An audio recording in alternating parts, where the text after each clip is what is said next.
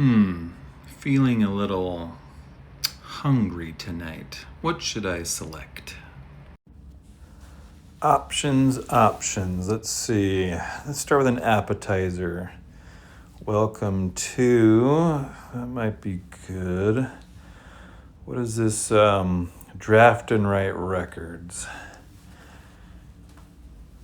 Yeah, I think I'll take one of these. Yeah, Draft and Write Records.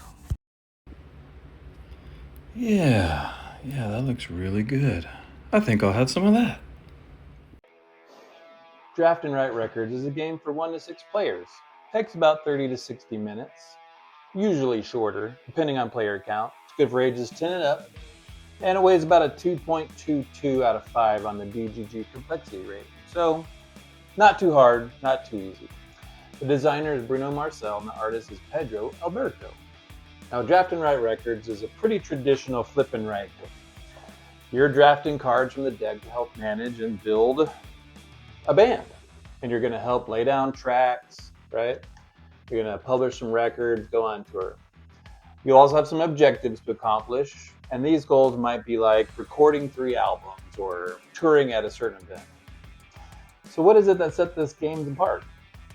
Well, you don't really feel like a rock star, but all the elements are there. You have a singer. Okay, you have a singer. You have the guitars. You have social media managers. Okay, you've got drummers, you've got audio mixers and roadies and all kinds of things that go into making your band.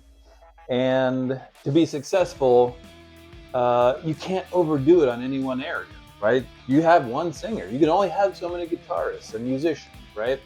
And so they all have to like jive and really meld and become a band. Otherwise, they don't get along. You don't generate as much cash, right? So once you have your band, you go do things like record new songs, play at venues, develop new songs, and post on social media, and finally take your band tour. You start off small in your little garage, and eventually you can play at stadiums, the Sydney Opera House, summer festivals. So there's lots of cool options to go on tour. So ultimately, what is it that sets this game apart? Why is it so special, especially solo? Well, first of all, the solo mode is pretty easy. All you do is draw 2 cards, and you pick one, and you do that action, you play that card, basically. The other option is to draw a 3rd card, right? Have 3 cards. If you do that, there's some selection rules that you have to go through, but at that point, if you take 3 cards, you can check off one of your goals. Okay, so that's how you accomplish the goals. So if you draw the 2 cards, you pick one, you do it, you mark it off on your sheet. Here's your sheet, right? So you have all these different places where you can mark things if you're building your band here or performing different actions, touring over here, right? You complete your goals, you do all those things, and you take one card, you discard the other, and you just keep doing that until you run out of cards, right? So if you've ever heard anyone talking about combo wombo, right? That's a term people throw around in the hobby. This game is a perfect example of that. As you draft cards, you're checking off these symbols, right? And those symbols might represent all the different activities or band members.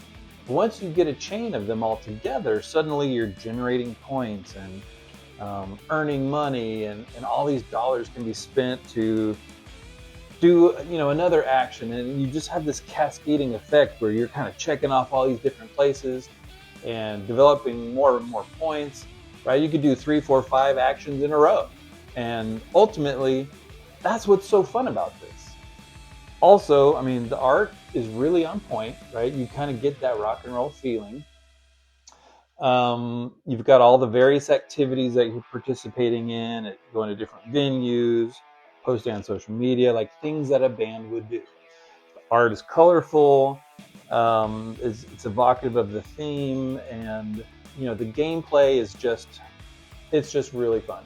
There's a low rules overhead, so you can play solo, you can play with a big group. it is just fun to imagine doing all these things, building your band, and kind of managing their play. So as an appetizer, this is a great game, right? Take it from the menu, play 20, 30 minutes. It's a good way to kind of get your game groove going. And it's just a great palate cleanser as you start your soups and salads and main courses. So appreciate you watching, and remember, one player, infinite turns.